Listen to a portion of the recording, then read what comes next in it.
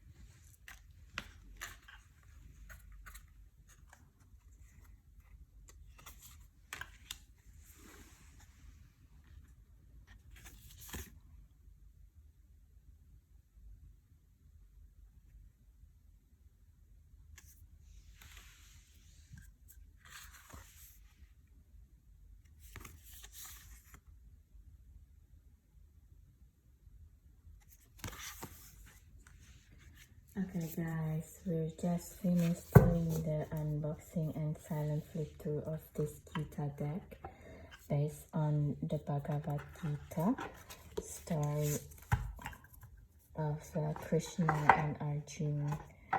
And right off the bat, what I feel is like, no wonder there is no guidebook, because the guide is strictly behind the wording, and it has like a Sanskrit within it, and which chapter and verse within the Bhagavad Gita itself, and then how you pronounce it in Sanskrit, and then the meaning of it in English, which is, I think it's quite nice. And if you're into the lore of the old Indian tales, or you're someone who doing yoga philosophy course, this is a deck for you, because it's quite, I don't want to say it's an old values, it's not, but sometimes it's probably you need to, I think what I'm trying to say is like, to use this deck, we need to see things from different perspective, not from the 21st century Western culture driven world, but this is like a mentality and the way of thinking of different people in a different time, and it's a timeless nuggets, if you will, timeless wisdom. So, but at the same time, we cannot put it in a time frame of the 21st century. You know, we have to think about, look at the pictures first and go into it and have a feeling, how does it feel like 2,500 years ago, and what is the meaning of the world. Because I feel it's like, if you're putting it into the 21st century, there's a lot of adaptation need to be done and adjust, but it looks very beautiful. The card looks well, you kind of have to know a lot of lore in the yogic world to read with this deck, I guess. But the depiction itself is always very, very beautiful, you know. So, for example, this is like Shiva and Shakti with two of their kids, which is Ganesh and Kartikeya with Nandi, you know. So it's like sacrificial offerings. So it's like, I don't know, I have to read more about it actually. Intelligence with Saraswati, you know, you kind of have to know your yogic lore a little bit, like to know who this figure is in the picture, because it didn't say, for example, it just say about intelligence, but what does that mean? And then if you understand that she's the goddess Saraswati, who is the goddess of knowledge in Indian folklore, and she's also goddess of music and yeah, teachings, like knowledge teachings in general, and then intelligences make sense, in, you know what I mean. So you kind of have to have a deep understanding on the lore, basically, to work with this deck. Okay, so that's it, guys. My hot takes of the Gita deck. I'm enjoying it, although it's a little bit bothering to me that I have to keep reading the back of it,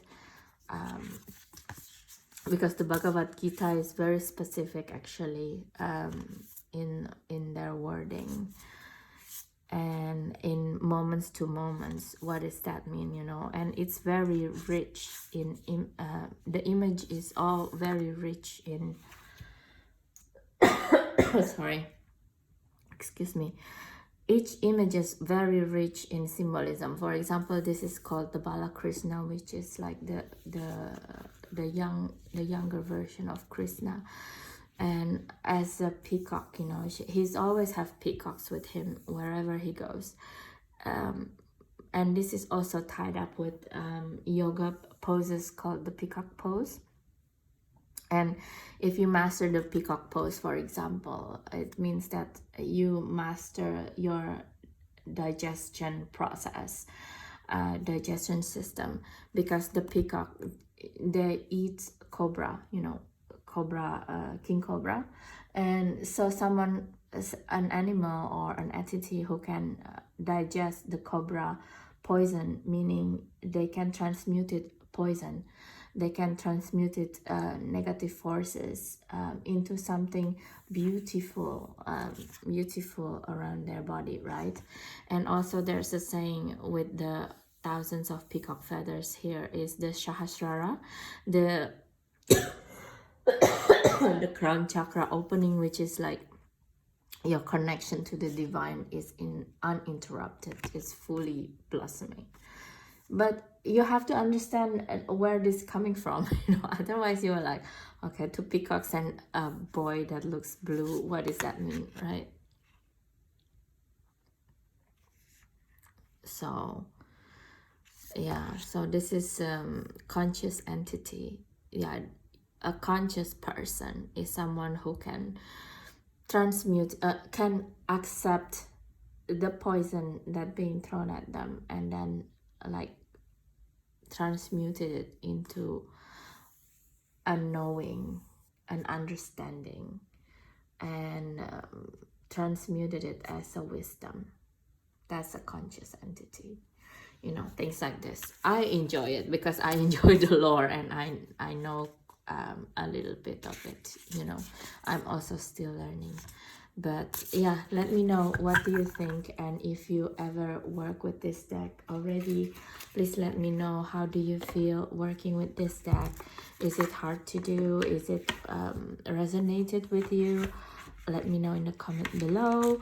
And don't forget, again, if you come back again and again to my channel, please consider to subscribe, share, and comment in my videos. I really appreciate that, because that's the only way right now to help my channel to grow friends and friendly subscribers.